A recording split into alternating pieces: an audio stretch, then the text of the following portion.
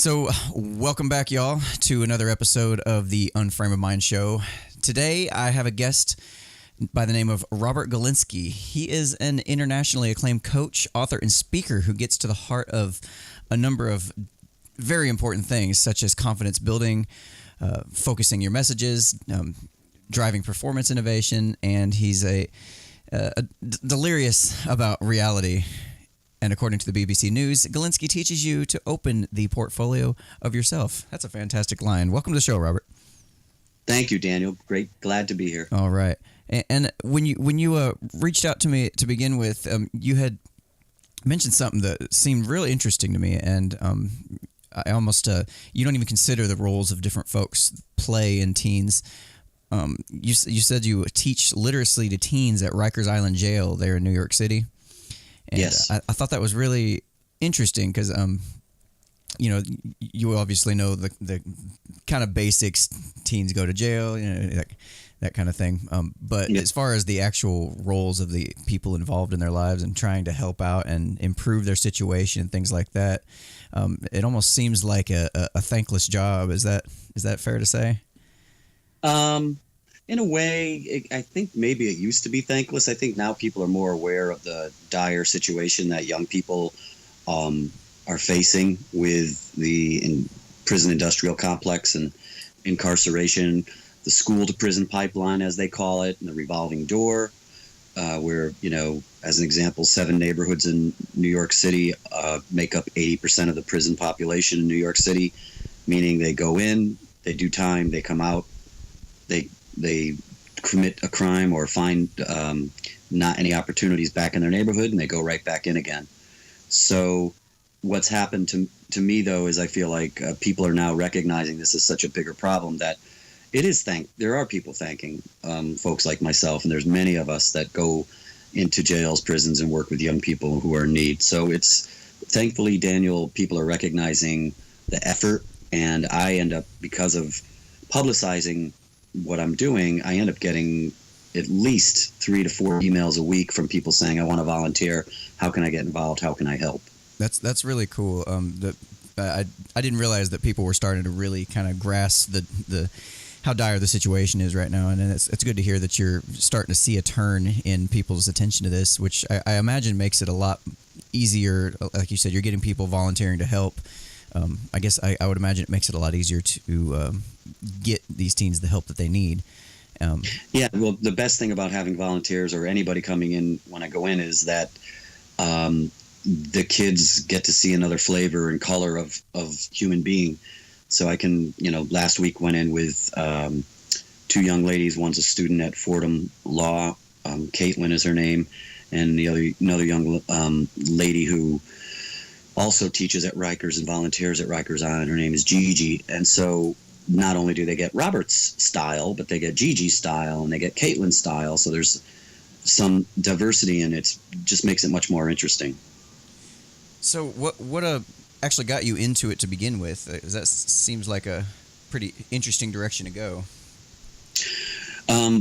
Daniel, I've always been interested in people who are living life, quote unquote, on the margins, or people who are forgotten. I studied special education in college. When I was in grammar school and junior high school, I used to volunteer with disabled people, both mentally and physically. So it's been something for me that I have always been gravitating toward all my life, even as a young kid, to reach out to those who are in need, reach out to those who seem to be overlooked sometimes. About 3, maybe 4 years ago, a friend of mine, Jamal Joseph, who's also a mentor, he's an incredible human being, he went and spoke and did a commencement speech at a high school graduation in a boys' prison. And I got my mind blown because I was like, wow, there's a high school graduation in prison. And I felt very naive, Oh, wow. even though I'm in my 40s and thinking I know everything, I was pretty naive about that. And it excited me. And I called Jamal and I said, Jamal, how'd you do that? How'd you get in there? And he mentioned this nonprofit called Literacy for Incarcerated Teens. So I reached out to them, and I'm making the story shorter than it is, but I reached out to them, proposed a workshop. We went and did it at a girls' prison in Long Island. They call them secure centers as well. This was a girls' residential secure center, and we did a workshop. It went well, not great, in my opinion, but it went well. And from that point on, I've been developing curriculum and teaching in different prisons and jails with teenagers specifically around New York State. So you were basically hooked at that point. You just decided this is great. This is great because it satisfies so much of my desires to add something positive to the world. You know, it's lots of kids that go into jail just completely get lost in the system. People don't know that. Not only am I able to touch the souls of kids that are in a bad situation, but I'm also able to then be a witness to this and bring it back to the general population so people can more deeply understand what some of our problems are in our culture, and that there's a way to go in there and fix them and try to improve things. Yeah, it almost seems like nowadays everybody has this sneaking feeling that something is wrong out there, and it's almost like you almost feel powerless to do anything about it. And then, you know, the opportunities to help out are out there, but they're maybe hard to find, or you don't know where to look, and things like that. And this seems like a point of contact for these kids that if they didn't have it, you probably would be seeing issues going even way worse than they already are. I like. Oh, sorry. Go ahead. No, go ahead. I like what you were saying about, you know, these kids get to experience a different kind of person, and what that made me remember is I've heard about some kids who grow up in neighborhoods where their family's on welfare. They maybe come from a single mother home. They may not have ever even seen anybody have held a job in multiple generations at this point. And for them to see somebody who is, you know, successful in their career, and then somebody that's going out there and getting it, and to actually be able to interact with those kinds of people I would imagine have a huge impact on them. Absolutely. There's many times when I come in, I know it's a sign of success when I'm leaving, and they say, "Are you coming back? Please come back. Are you coming back?" And then I also know that when I walk in again, "Oh my God, you came back. I can't believe you came back." Nobody comes back. Wow. What's that make you feel like when you hear that? Well, it's such a simple action on my part that gets such a great response. It makes me feel very powerful. And it makes me also kind of angry at the same time, which I kind of have to channel into positive energy, because I'm like, who's not coming back? Why are you not showing up for these guys when they are here? And something you just said, Daniel, that's really important for me is it's the generations of families that live in poverty. They live in a welfare state, and like you said, they don't see the positive role models in their lives for generations, or they don't even see capable people. Those kids, that's an ignorance that they have that's kind of bestowed upon them because of their situation. That same ignorance exists in the other end of the spectrum, where you've got kids who are privileged, kids who have facility around them, people, kids that have parents that make a good living, and generations of people who have been working and own land and own houses and they own cars and they own things. Those kids, to me, are equally ignorant because they don't have the same exposure to people like the ones we were just talking about. So you've got two different types of people sort of in the same situation. If I grow up privileged, then I'm not faced with some of the challenges other people are faced with, and I don't learn the same things, and I'm not even aware of those same things. So that's part of the problem as well, is the people who are so in affluent surroundings, middle and upper middle class surroundings that have a lot of possibility at their access. Mm-hmm. Don't think about others like that. We're not trained to. We're not, especially as white men. White men are trained to drive that car. White men are trained to be a lawyer, dentist, a doctor. We're trained to be a breadwinner. We're trained to be the big, strong guy. But we're never really trained to do some of the things that women, white women, black women, and people of color are trained to do, which is to think about our social responsibility to the world and to our communities. we're really trained. I believe that white men are really trained in this country to be as greedy as possible. And that's a terrible thing, because what you said earlier again, we're slowly seeing that these problems that have existed for other people are now creeping into mainstream society, and now mainstream society is paying attention to it. But it's certainly because we're not brought up to be aware of these kinds of things, or even to be concerned with these kinds of things. When I was growing up, it was always about get a good job so you can raise a lot of money, so you can have a big family, go to college, go to college, and right. But none of those things were ever also accented with so you can help other people, so you can lend somebody a hand, so that you can make the world better. It was always about self-sufficiency and aggregating as much as you possibly can for yourself. Then maybe you can help other people. So I feel like there's a shift that needs to be made in how we look at our men, and again, our white men, to get them more interested and involved in teaching and involved in any type of community service that can make the world better. Yeah, it seems like we have this scenario that you're starting to see more and more of, where white men are almost viewed as the enemy, like they're evil and we have to do anything we can to try to stop them from doing what they're doing, and it comes off as almost more of an attack on white men rather than a helping hand to help, maybe help them understand what the problems are. And which has the exact opposite effect of accomplishing the goal you would hopefully want to accomplish, for sure. Exactly. I mean, there is a population of white men that are irresponsible and that are greedy and that are, abusive in their actions to the rest of the world. There's no doubt about that. Yeah, but like I think you could say that about anybody, for that matter. That I don't know that necessarily is just a white man thing, for sure. It's not exclusive. I agree. It's not exclusive to white men, but that's what we were talking about just now. So it would be, but it would be a big mistake to generalize all white men, in that. But my experience have told me, I was a head teacher at a nursery school in New York City for 2 years, and I was the only man. No, there was one other man on the staff of 22 different teachers, and there was we were the only two white men. Obviously, we're the only two men. So my point being, out of 22 people, 2 of them were men.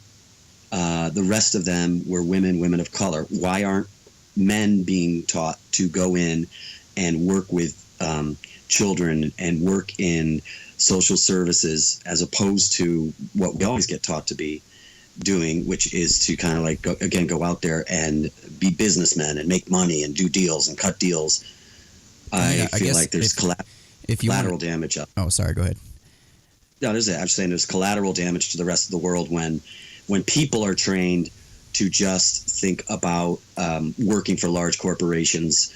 And then, like you alluded to it earlier, it's like then you don't have time to even think about how to go out and help somebody else, because all day long we're stuck in a cycle of like, I got to pay my rent, I got to pay my mortgage, I got to pay my car payments, I got to pay the electric, the heat, and all the bills and all the tuition bills. How the heck do I have time to go out and help somebody else? I got to help myself. And not to mention if you have kids on top of that. Indeed. You got to get them off to baseball practice and take them off to their school event, and like what in the world. So you would think if the goal is to teach men, I guess, to be more like women or to think more like women, is that kind of what you're saying? Not necessarily, but yeah, is a good way. If that's what you're wanting, you would think with, like you said, 22 or 20 of the 22 people that worked there, you would think that you would have more of the values being passed on to these kids, especially when they've got, you've got these kids in, under your supervision for how many hours a day, how many days a week, you would think those values would be passed on through that, if that were the case. So I guess the question is, where do you think that the disconnect is at? I think it's everywhere, to tell you the truth. It's in our media, it's in our school systems. It's pretty much across the boards.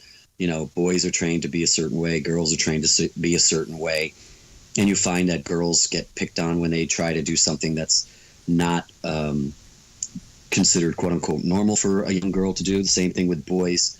Boys are not encouraged to become to take on any of the roles that women have taken on.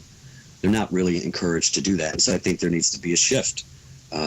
Boys are always taught to be strong men, which is a great thing, but strong men can also teach a 5th grade class. Strong men can also be a part of home economics, cooking, and sure, absolutely. Right. So there just needs to be a shift in how we are teaching our boys to be responsible. I think we do a decent job of teaching them to be responsible family people, but we aren't doing a great job of teaching them to be responsible community members. Do you think it's a lack in the amount of male applicants for these jobs, that maybe they're just not interested, or do you think maybe the people that are in charge of the hiring are tending to lean more toward women? No, I think in terms of the hiring, I know that like if there was more male applicants at this nursery school where I was at, they would have been happy. That's part of the reason why I was hired, was because I was a man. Whether that's fair or not, they were like, "Oh my gosh, finally a guy is coming here to apply to work." Well, I guess this is great. Historically, historically, I don't know that men were necessarily the primary caregivers of children. That tended to be more of a women's role, while the men would go out and do the hunting and bring back the bacon, so to speak. Especially in a right, but centuries past. It's like, I agree with you in theory, but it's been centuries since we've had to go out and hunt for our food. So those traditional roles, as cool as they are and as strong as they stand, I think they need to be re-examined, because our men are not doing what they need to be doing for our children. I just don't feel it. They're the mentors in these communities, and the examples of what male role models do are terrible. And I feel like people will easily say, if you look in a poverty-stricken area, it's easy to pick apart the men that are not being good role models, the men that are going to jail, they're selling drugs, they're committing crimes, they're violent. Well, I feel like, look at the upper class or the higher salaried bracket of men, go into a rich neighborhood, and you will still see many behaviors that they may not be as public, but they're there, where the men are not doing, not acting in a way or setting example in a way that is helping their society. So it's easy to say, oh, all those people in the ghetto, all those people in the projects, they're lazy, they're violent, they're drug users, blah, blah, blah. But if you go into the people who are in gated communities, you've got them doing the exact same things, just they're a lot more protected. They're same things with money. Same things with money, that they're shifting money around in a white collar crime situation. The drug situation is changing. Heroin is now creeping into white neighborhoods. So now the drug problem is becoming something that white people are concerned with, or affluent people are concerned with. Men in affluent neighborhoods and communities also cheat on their wives. They also do bad things violently. They're driving drunk. It's like every culture, community rather, in our country, they have the same problems. They're all relative. It's just that a lot of times the poorer people get blamed for their own problems, and are looked at and looked down upon. Yeah, that makes a lot of sense, because if you have money, having money or not having money doesn't necessarily teach values and principles, right, and how to behave in society. How to apply certain common law practices, like don't murder, don't steal, don't these things aren't just lacking in one neighborhood or the other just because of money, and that makes total sense. Yeah, they're not defined by. They're not defined by class. Right. I almost wonder what does unite the two groups is might be more focused around neglect, that kind of thing. Obviously, in the more ghetto areas and whatnot, you see a much higher rate of single motherhood and fatherless homes, where the dad goes on about their business somewhere else. And moms aren't exactly choosing the greatest guys to sleep with. And on the other end, you've got two parents that usually, they've got a lot of money, but it's because both parents are working, they both have careers, and the kids are left there to kind of raise themselves as latchkey kids, and they're kind of being neglected in both ends of the spectrum, just in different ways, and not being taught what they need to. They're not getting the attention that they crave so much. Exactly. So what I wanted to ask, I want to bring it back to the nursing school that you were a part of. Did it? Like, I guess the question is, why are parents sending their kids to these nursing schools? Why aren't the moms staying home and actually raising the kids? Studies have actually shown that, women are statistically much more happier in the home raising kids. That's a huge job for women. I mean, that's a huge undertaking. Yeah. I think, Daniel, a couple things. Like, one, being a house mom is never really glorified. What's glorified is the woman who can have a family and a kid and a full-time job career. Yeah, good luck. Right? But it happens, and so it's not really glorified to be a stay-at-home mom or a stay-at-home dad. Well, quite the opposite, in fact, where exactly it's almost demonized, looked down upon, like you are not worth the gum on my shoe because you're a stay-at-home mom. No way. Yeah. Living up to your potential or something. And and again, that's where our value system is kind of misaligned, because we've got people saying, well, raising a kid, that's whatever. But going out there and becoming a senior vice president at IBM, now that's really where it's at. And again, that's where I think the problem is. It's like, no, where it's at is raising your one or your two or three or four kids to be good human beings who will go out and feel good about themselves in the world, and hopefully, give something back to humanity, as opposed to raising some kids that are going to step into the cycle of, I now owe over $100,000 in student loans. I will now go work for a major corporation who doesn't really give a crap about the rest of the world, so that I can pay off those bills, so that I can live the life that I'm supposed to, because it's been told to me that I'm supposed to have the car, the white picket fence, the girls in the yard, the boys in the backyard playing baseball. I'm supposed to have these things, and if I don't, I'm not enough. I'm supposed to have the right sneakers, the right shoes, the right tie. I'm supposed to smoke the right cigar and have the best cool car. But if I have the perfect body. Yeah, exactly. So, I'm really glad to hear you say that. When I actually got chills when you said that. That is hitting the nail on the head. I think just the fact that if a parent stays home with you. It doesn't necessarily have to be mom, but as long as a parent stays home with the kids and takes care of them, raises them, they don't have to send them off to the daycare schools, and they don't have to, even if you go so far as to homeschooling, which is also shown statistically to be way better for children. Totally. If you were to do these things, like, these are things you have control over. These are things that you can do without fussing about what the government's doing or bitching about what Trump's doing wrong, or you don't have to. These are things that you have control over, And if you can get these things under control, and if you can, teach your kids the values that need to teach them, just imagine what that would look like as a couple generations from now. The world will be unrecognizable. Absolutely, be super powerful. And we'd have people competing against themselves to do better for the world, as opposed to people competing against others to do better for themselves. So let me ask you one more question before we wrap up here. If you did have a magic wand and could just wave it, and people had to do what you say, not in an authoritarian dictatorship kind of way, but just a magic wand for say, what would you do? What's one major change that you think would make a huge difference in relation to what you've seen in interacting with these kids that you work with at Rikers Island? That's a great question, Daniel. As it relates to the kids at Rikers Island, if I had a magic wand, I would, and because you said it's a magic wand, it's completely outside. We're living in the world of possibilities. Unbound from reality for just a moment.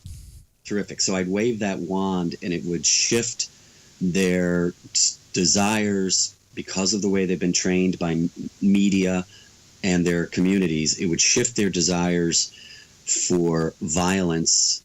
It would shift their desires for being envious of somebody else. It would shift that violent envy that drives a lot of these kids.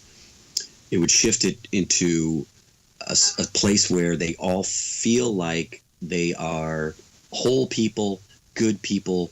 They're not wrong. And even if they're damaged, because we're all damaged in some way, even if they're damaged, that damage is what makes them unique and drives them to come up with great new solutions and opportunities. So the magic wand would shift away this sense of envy and violence, and where I don't feel like I'm good enough, and let them tap into the place that does exist in everybody, that is a well of strength where we feel good about ourselves, even if we're not totally where we're at right now, where we want to be, rather.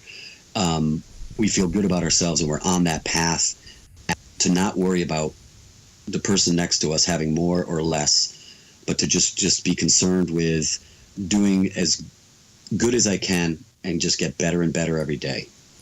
So your magic wand would be designed to shift the mindsets of these teens to be able to accept that they are enough. Is that exactly? Well said. All yes, right. Thank you. You cleaned that up for me. I was writing it as you were talking, because I was like, I know we can get this into a tweetable right here. Can you repeat that again one more time? I said your magic wand would shift their mindsets to accept that they are enough. Yes, exactly.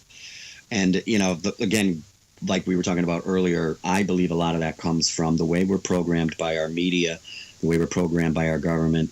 And I think our media is a monstrous machine of evil, which really propagates ideals and goals that are unattainable and that don't have any real value to society and culture. But we are from a young age indoctrinated that way, and it's hard to decolonize the mind. I work on it every day. I'm decolonizing my mind every day and unprogramming myself from what I've been raised to supposed to be. It's a great process. I love it. Man, Robert, I sure do not envy you your challenges you face in that. I can only imagine the things you come up against. Is there any place that we can send folks to learn more about what you have going on, or if they're looking to help you out, where can they reach it? Yeah, please do. Two places, I would say. On Facebook, I have a group called the Galinsky Volunteer Vanguard. And that's just a group you can join where we post opportunities to go into different places and help out and volunteer, and also to just share your ideas. So that's on Facebook. And then in general, my website is Galinsky Coaching, Galinsky with a Y, GalinskyCoaching.com. And people can reach out to me there and find out more of the different things that are going on there too. All right, Robert, I sure appreciate you coming and hanging out with us for a little while and educating us on all the struggles that the world's facing today, and especially as it pertains to these kids that you interact with. Thank you, Daniel. Daniel, you have an open invite anytime you're coming up from Tennessee to New York. Got an open invite. There's always a couch here for you. Don't have an extra room right now. There's always a couch here for you. There's also a mini tour guide of New York City. When you come up, I'd love to take you through and show you some really cool places. That would be incredible. Really appreciate your time, giving me the opportunity to tell people, as my friend Jamal Joseph says, that, just to be a witness to what's going on and to be able to tell the world what I'm seeing. So thank you very much. Absolutely.